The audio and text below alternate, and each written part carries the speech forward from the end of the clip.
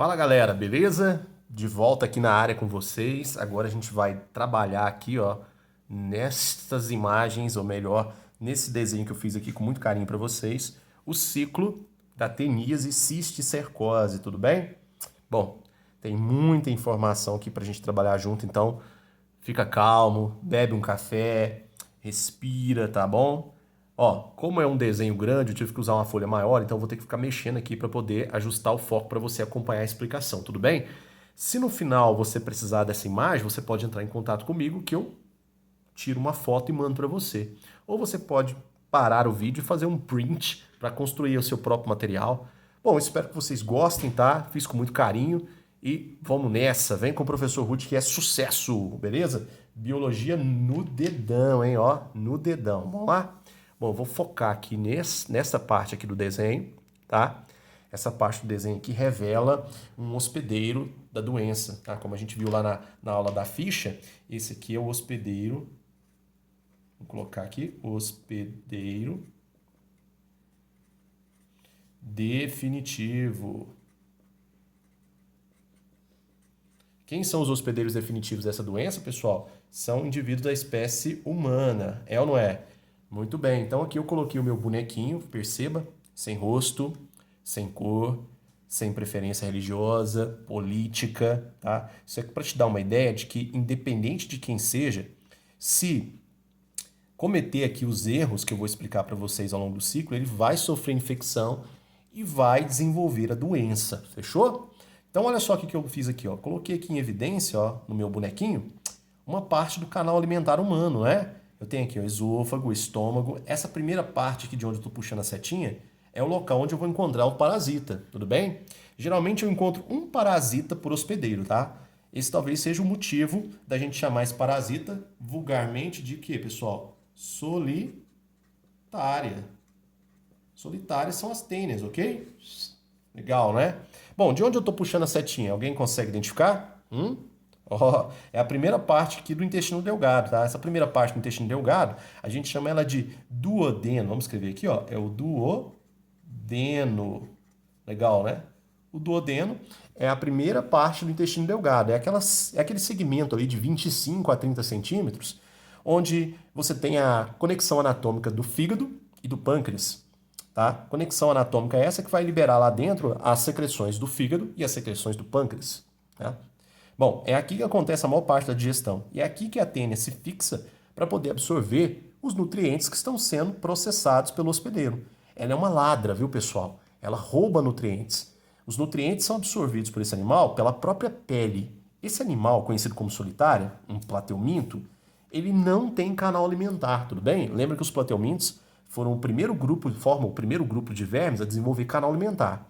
Bom, o canal alimentar dos plateumintos, ele é incompleto, quer dizer que ele tem boca, tá, como único acesso. Mas no caso das tênias, elas desenvolveram uma estratégia diferente para se nutrir. Ao invés delas se alimentarem, digerir e absorver os nutrientes, elas desenvolveram uma pele bem sofisticada que é capaz de absorver os nutrientes, tá? Então, o hospedeiro digere e elas absorvem os nutrientes. Lembra que as tênias são viciadas em B12, tá? Elas adoram B12. Então, um dos sintomas muito recorrentes de uma pessoa que está com teníase é desenvolver carência de B12. E a carência de B12 vai levar o indivíduo a um quadro de anemia conhecido como anemia perniciosa, porque a gente usa B12 para produzir hemácias, que são aquelas células vermelhinhas que nós usamos para distribuição de gases pelo corpo, tudo bem?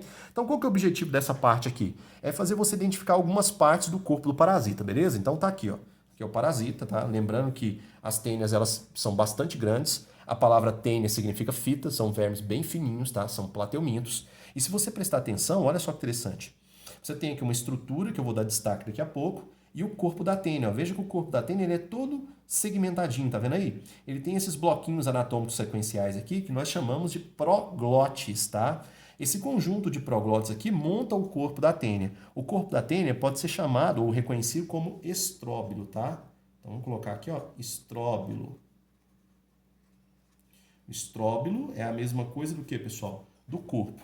Aí, olha só, eu dei um zoom aqui nessa parte anterior do estróbilo para mostrar para vocês uma estrutura que alguns autores de biologia insistem em chamar de cabeça, apesar disso aqui não ser uma cabeça, tá? que mantém a tênia fixa aqui dentro do intestino do hospedeiro. Essas estruturas que vocês estão vendo aqui, nós chamamos elas carinhosamente de escólex. Então você está vendo aqui uma ampliação do escólex. Professor, o que é escólex? Pelo amor de Deus! Escólex, pessoal, é uma estrutura, ou melhor, um conjunto de estruturas de fixação que mantém o corpo da tênia fixo no hospedeiro. Onde no hospedeiro? Olha aqui para mim. No duodeno ou intestino delgado. Tudo bem? Agora, quando se trata do escólex, a gente já consegue diferenciar os tipos de tênia, tá? Lembra, pessoal, que as tênias que afligem a espécie humana são duas as principais. A tênia da carne do porco, tênia solium, e a tênia da carne da vaca, tênia saginata. Aí eu já vou explicar para vocês como diferenciar a tênia da carne do porco e a tênia da carne da vaca aqui nessa primeira parte do desenho. Podemos? Bora lá. Bom, o que você está vendo aqui? Você está vendo a ampliação do escólex, que não é cabeça, é estrutura de fixação. O que você vai encontrar no escólex? Você vai encontrar isso aqui, pessoal. Essas estruturas aqui de preto nós chamamos de ventosas.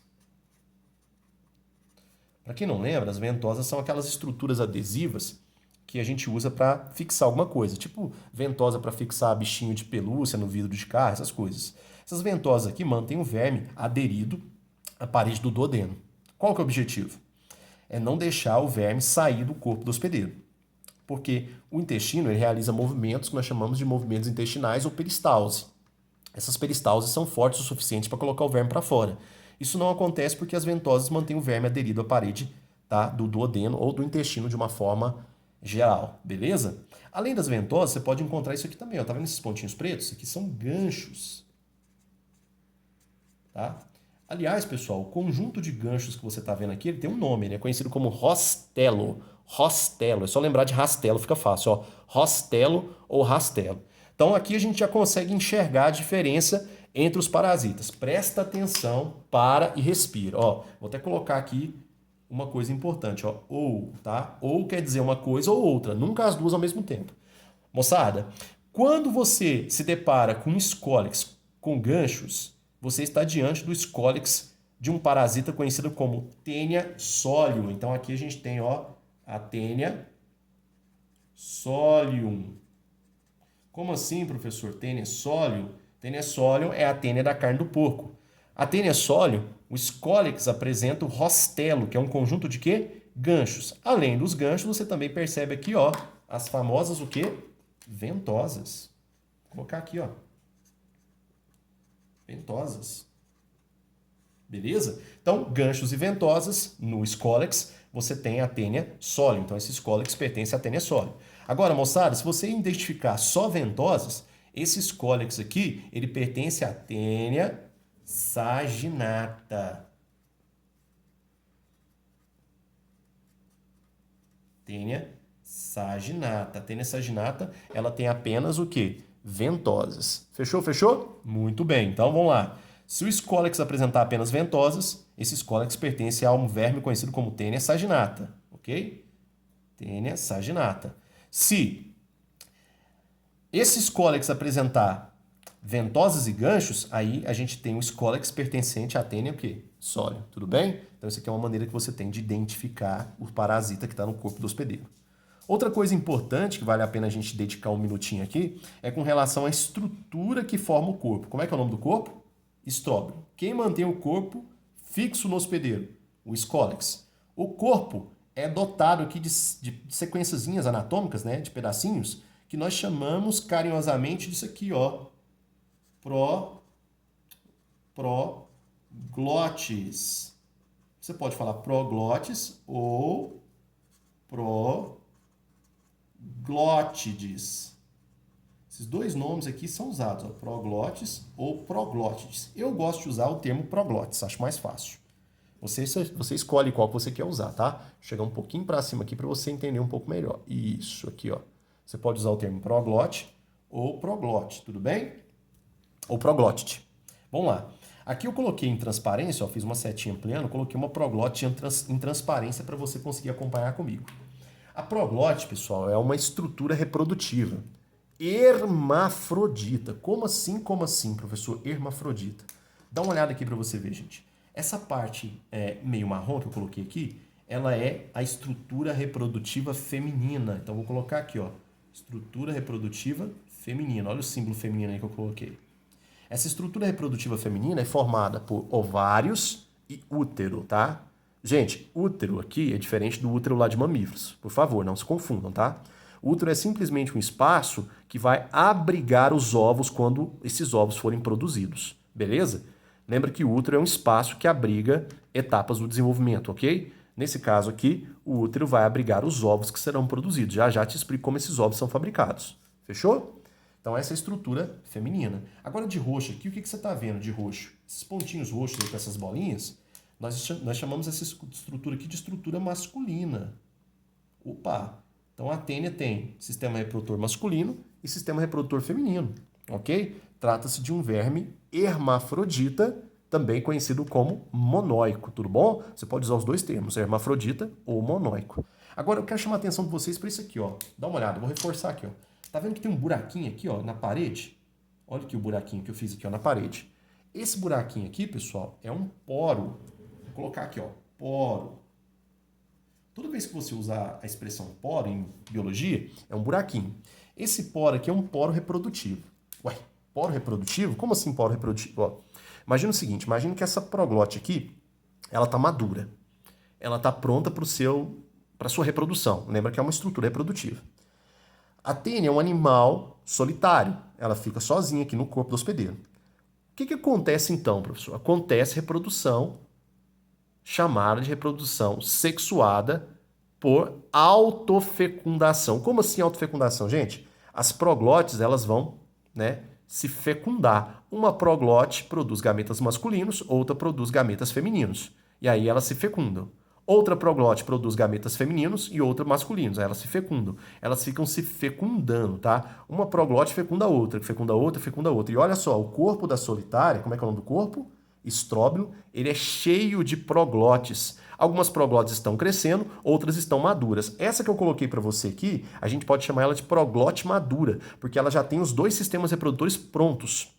O que elas costumam fazer, as proglotes? Elas costumam se fecundar de forma cruzada. Então, uma proglote fecunda a outra, e outra, e outra, e outra, e outra. Isso é um mecanismo que a tênia adquiriu para aumentar a sua variabilidade genética. Mas se a gente pensar na tênia como um único indivíduo, a tênia está praticando uma fecundação chamada de fecundação por autofecundação, ou seja, ela está usando os próprios gametas. Ela não está trocando gametas com outros indivíduos. Espero que vocês tenham entendido isso, tá? Então, a fecundação que vai acontecer aqui, embora as proglotes se fecundem, é uma fecundação do tipo autofecundação. E aí, o que vai acontecer? Presta bastante atenção. Quando a fecundação acontecer, vou subir aqui um pouquinho para dar destaque. O útero, que é a parte feminina da proglote, vai se desenvolver bastante. Então, você está vendo aqui, ó, de alaranjado, o útero. O útero, pessoal, está abarrotado de ovos. Vou até colocar aqui, ó, preenchido por ovos. Então, o útero preenchido por o quê, pessoal? Ovos. Muitos ovos, tá, pessoal? Uma proglote dessa pode apresentar aproximadamente 100 mil ovos. Aproximadamente 100 mil ovos. Aí eu te pergunto, os ovos são grandes ou pequenos? Pequenos, né, pessoal? Para quem gosta de detalhes, uma proglote dessa aqui, ó, deve ter, no máximo, 2 a 3, ok? Centímetros. Tamanhozinho aqui de um grãozinho de arroz, ó, de 2 a 3 centímetros. É muito pequenininho.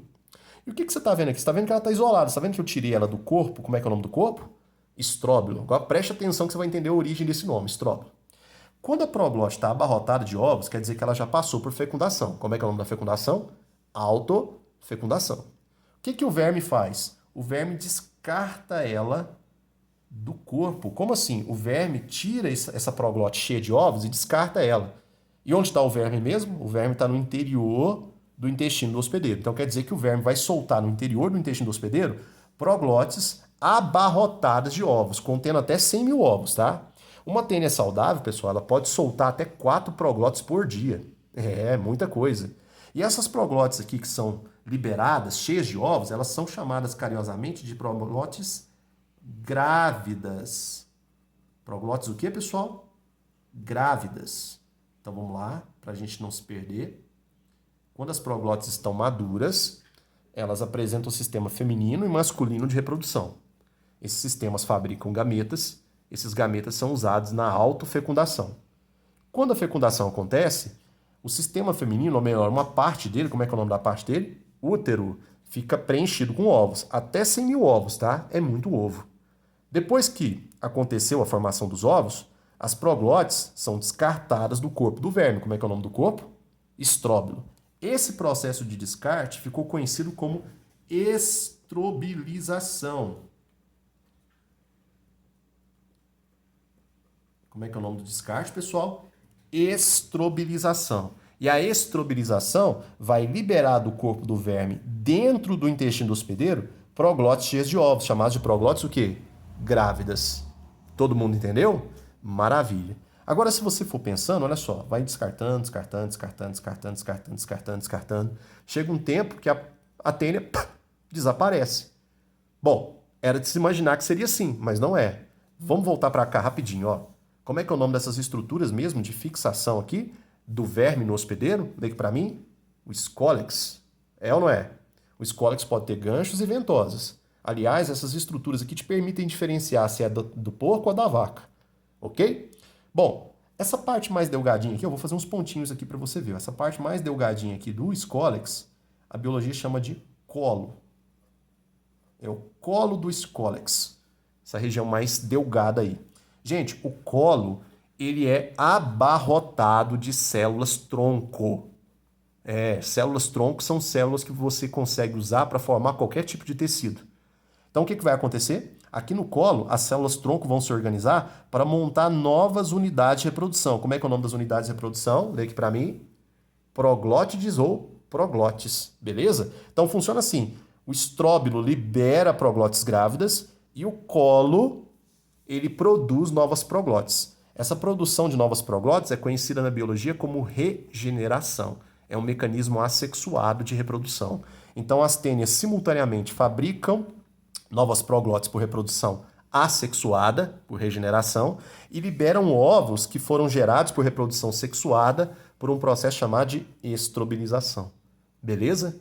Interessante, não é? Bom, agora eu vou centralizar o desenho aqui para vocês, ó.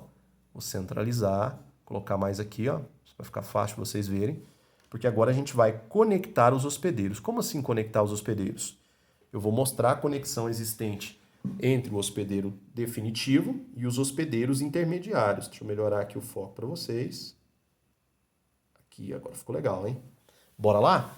Bom, presta atenção, gente. Os hospedeiros intermediários podem ser de dois tipos, né? Vou colocar aqui, ó. Esses aqui são os hospedeiros intermediários.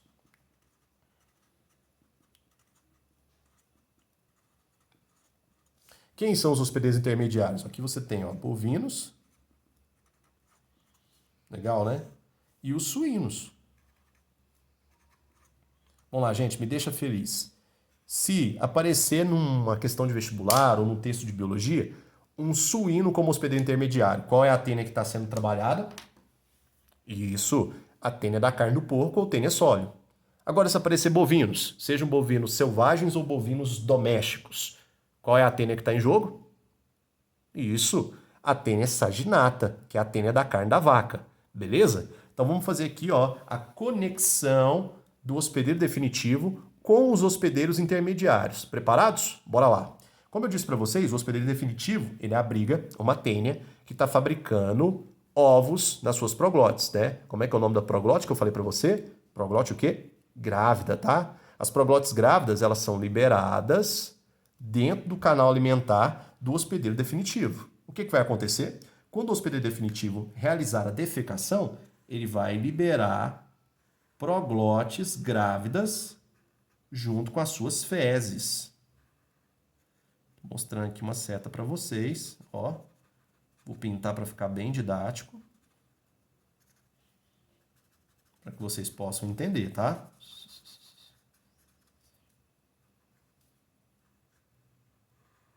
Olha aí que você é tão bonitão, hein?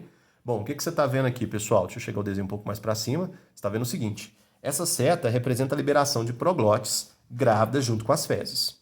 As proglotes, pessoal, elas são muito fininhas. Lembra que o nome do verme é tênia. Tênia significa fita. Com o passar do tempo, essas proglotes desmancham, elas decompõem. E aí elas vão liberar no ambiente essa estrutura que eu coloquei aqui de roxo para vocês, ó. Essa estrutura que eu coloquei aqui de roxo são ovos, ok? Isso aqui está representando o quê? Ovos. Os ovos da tênia são extremamente pequenos e resistentes. Um ovo desse aqui consegue sobreviver no ambiente até 6 meses. E como eles são muito levezinhos, muito pequenininhos, eles podem ser esparramados facilmente por ação mecânica do vento, da água, ou até mesmo algum animal pode esparramar esses ovos aí. Agora imagine você, se esse hospedeiro definitivo aqui está vivendo numa região sem saneamento básico. Muito provavelmente, as fezes desse indivíduo vão ter acesso ao ambiente e vão esparramar ovos no ambiente. Olha que loucura! E aí o que acontece, pessoal? Acidentalmente, tá? Acidentalmente, os hospedeiros intermediários acabam ingerindo esses ovos. Então, vou apontar uma seta aqui para os hospedeiros intermediários. Quem são os hospedeiros intermediários? Os bovinos e os suínos, né? Porcos e vacas. Tá todo mundo entendendo? Então, vai acontecer a ingestão acidental desses ovos. Então, vamos colocar aqui, então, como é que acontece a infecção dos hospedeiros intermediários? Vamos colocar aqui, ó, infecção. Vou chegar aqui para cima para você ver, ó. Infecção por ingestão de quê, pessoal? De ovos. Legal. Então, é assim que acontece a infecção dos hospedeiros intermediários. O hospedeiro definitivo libera proglotes grávidas junto com as fezes, as proglotes se desmancham no ambiente liberando ovos. Esses ovos são esparramados porque eles são muito pequenos, numerosos e leves e acabam acidentalmente sendo ingeridos pelos hospedeiros intermediários. Fechou? Agora o que vai acontecer? Essa é a parte mais tensa da explicação. Espero que vocês entendam. Vamos lá, vamos posicionar aqui, beleza. Isso. O que vai acontecer? Quando esses hospedeiros, né, bovinos ou suínos, ingerirem os ovos, o que vai acontecer? Os ovos vão dar origem a essa estrutura rosinha que eu coloquei aqui para você. Ó. Essa estrutura rosinha que eu coloquei para você, isso aqui é uma larva, tá? Ou, como alguns biólogos gostam de chamar, isso aqui é um embrião, uma larva, um embrião, tá? Eu vou chamar isso aqui de larva oncosfera. Oncosfera, larva oncosfera. Gente, presta bastante atenção, tá, nessa larva. Essa larva, né, que é proveniente do ovo, ela apresenta esses pontinhos pretos aqui que são ganchos, tá? Bom, por que eu estou mostrando isso para vocês? Porque é o seguinte, depois que os hospedeiros ingeriram os ovos, dentro do canal alimentar desses hospedeiros, os ovos eclodem. Como assim eclodem? Os ovos quebram e aí sai lá de dentro dos ovos essas larvas aqui, chamadas de larvas oncosferas, ok? A larva oncosfera, como ela tem esses ganchinhos aqui, ela consegue perfurar a parede intestinal desses animais, tudo bem? A parede intestinal deles e cair na circulação. Como assim? Ela perfura o canal alimentar e cai dentro de algum vaso sanguíneo. Como ela é muito pequenininha, ela acaba sendo arrastada pelo fluxo sanguíneo desses animais. E é aí que vem o segredo da infecção, saca só. Quando essa larva for arrastada pelo fluxo sanguíneo desses animais, ela acaba sendo levada para algum órgão que precisa de um aporte sanguíneo, de um bom suprimento de sangue. E aí acontece isso aqui que eu vou mostrar para vocês, ó, que eu vou fazer na forma de uma cetona aqui. Ó. Observa aqui esse desenho, que ele é muito importante. O que você está vendo aqui? Você está vendo o seguinte, ó. A larva, ela vai ter acesso a alguns órgãos que recebem muito sangue, tá? Vou até escrever aqui, ó. Ó, larva, ok? Penetra em músculos, ou vou até colocar aqui como mais, pessoal, órgãos nervosos. Deixa eu baixar aqui para ficar mais fácil para vocês lerem isso. Órgãos o quê? Nervosos. Como assim, como assim, como assim? Vamos lá. Quando essa larva escapar aqui do canal alimentar usando os ganchos, como é que é o nome da larva? Oncosfera. Ela cai dentro de um vaso sanguíneo. E como ela é pequena, ela acaba sendo arrastada pelo fluxo sanguíneo para alguns órgãos. Quais órgãos? Músculos, principalmente, e órgãos nervosos. Cérebro, ok? Tronco cefálico, medula. Esses órgãos recebem um aporte de sangue, um fluxo sanguíneo maior, porque eles trabalham muito, lembra disso? E aí o que vai acontecer? Agora vem a coisa, hein? Agora preste atenção. Quando essas larvas chegam nesses órgãos, elas penetram nos tecidos. E quando elas penetram nos tecidos, elas montam essa capa aqui, ó, que eu fiz com uma cor meio marrom para você ver, ó. Essa capa aqui é um cisto, tá? É um cisto de proteção. Esse cisto de proteção vai proteger a larva contra as defesas imunológicas dos hospedeiros. E lá dentro do cisto, você vê que a larva ela já está começando a se transformar no escólex. É um escólex invertido, tá vendo aí? Então, a gente chama isso aqui na biologia de cisticerco. Opa, então é isso aí que é o cisticerco, professor? Exatamente. Então, o cisticerco nada mais é do que a larva encistada dentro de músculos ou órgãos nervosos. Cérebro, retina, tronco cefálico, medula, tudo bem? Então a larva, quando ela penetra nesses órgãos, ela insista formando o que a gente chama de cisticerco. E onde está esse cisticerco? No meu desenho aqui, olha só para você ver. O cisticerco, ele faz parte da musculatura do animal, gente. E vocês sabem que músculo é carne, concorda comigo? Musculatura é carne. O que significa isso, pessoal? Significa o seguinte, na carne desse animal você vai encontrar múltiplos cisticercos incistados, tudo bem? E aí o que acontece? Se porventura o hospedeiro definitivo ingerir essa carne aqui, ó, preparada de forma inadequada, mal passada, mal cozida, ele vai acabar ingerindo esses cisticercos aqui. Então, a infecção, vou apontar aqui a setinha para o meu hospedeiro para a gente fechar o ciclo. Ó. A infecção, ela acontece por ingestão de carne mal passada, tá? É esse o nome que a gente dá para a infecção. Então, vamos colocar aqui, ó. Colocar aqui em cima. Vamos posicionar bem aqui a folha para vocês conseguirem acompanhar. Então, a infecção, ó, infecção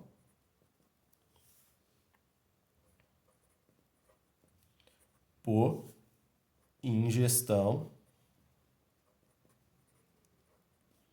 de carne. Carne o que, pessoal? Mal passada. Por que ingestão de carne mal passada? Porque a baixa temperatura de cozimento, ou de fritura, digamos assim, é incapaz de quebrar esse cisto aqui, ó, que mantém o cisticerco vivo. Então, se a pessoa não cozinhar ou não fritar bem a carne do porco, a baixa temperatura de preparação da carne não vai destruir o cisticerco. E aí o que vai acontecer? Vem comigo, ó, aqui no hospedeiro, ó, de novo. Aqui no hospedeiro definitivo. Ao ingerir carne mal passada, o indivíduo ingere o cisticerco, ou os cisticercos, né? Geralmente mais de um. Aqui, dentro do estômago, os ácidos estomacais dissolvem a capa de proteção do cisticerco e escapa a larva. A larva migra aqui para o duodeno, fixa o seu escólex, que a gente já consegue ver um escólex aqui, ó, fixa o seu escólex na parede, usando ventosas ou ganchos, nunca as duas coisas, tá? Uma ou outra, e começa a fabricar aqui essas pecinhas que nós chamamos de proglotes ou proglótides. Essas proglótides se tornam maduras, como assim? Elas produzem aqui um sistema feminino, um sistema masculino de reprodução, praticam fecundação cruzada, gerando muitos ovos. Esses ovos ficam no interior do útero, que é uma peça do sistema reprodutor feminino, tá? E quando essa proglótide fica abarrotada de ovos, o verme descarta ela por um processo chamado de quê? Estrobilização. Essas proglótides são liberadas do corpo do hospedeiro junto com as fezes. No ambiente, elas se decompõem, liberando os ovos. Os ovos são ingeridos acidentalmente pelos hospedeiros intermediários, dando origem a larvas. Essas larvas migram do canal alimentar desses animais para o sistema sanguíneo, e do sistema sanguíneo elas têm acesso a músculos e órgãos nervosos. Nos músculos e órgãos nervosos, essa larva se incista, formando o que a gente chama de quê? Cisticerco, tá? Ou seja, os hospedeiros intermediários estão infestados de larvas encistadas. Ao comer carne mal passada que contém essas larvas, chamadas cisticerco, a pessoa tem uma chance real de adquirir um verme que vai montar dentro do seu corpo proglótides e reiniciar o processo novamente. O hospedeiro definitivo vai apresentar aqui dentro do seu canal alimentar verme produzindo proglótides grávidas, tá? A gente chama isso de teníase, tudo bem? Bom, galera, por enquanto é isso. Espero que vocês tenham gostado, tá? Agora, mais uma informaçãozinha valiosa aí para vocês.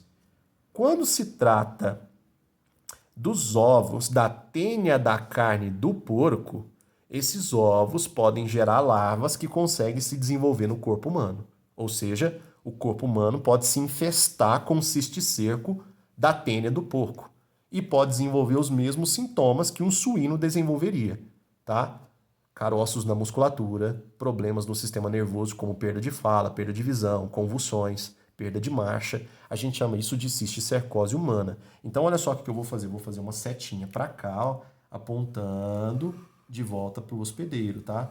Para te lembrar que a ingestão acidental de ovos da tênia da carne do porco pode causar uma infestação de larvas no corpo humano. Essa infestação de larvas no corpo humano a gente pode chamar de cisticercose humana. Mas quais ovos que devem ser ingeridos? Vou colocar aqui como alerta, ó, ovos, ok? Da tênia da carne do porco, ok? Por isso que essa doença, pessoal, ficou conhecida na medicina como complexo teníase cisticercose. Porque quando se trata da tênia da carne do porco, o hospedeiro humano ele pode apresentar tanto a tênia, ou seja, teníase, quanto as larvas na musculatura e no sistema nervoso, cisticercose. Espero que vocês tenham gostado. É uma aula abarrotada de informações. Se precisarem, vocês podem me ligar ou podem me chamar aí que eu vou mandar para vocês uma imagem dessa aula, tá? Eu espero muito mesmo que vocês tenham gostado. Fiz com muito carinho. Deixa eu só colorir essa seta aqui que tá me dando agonia deixar essa seta sem estar colorida. Ok? Lembrando que essa seta aqui é para mostrar para vocês os detalhes da tênia. Pessoal, eu vou me despedindo por aqui. Logo eu volto com mais informações sobre verminoses e tchau!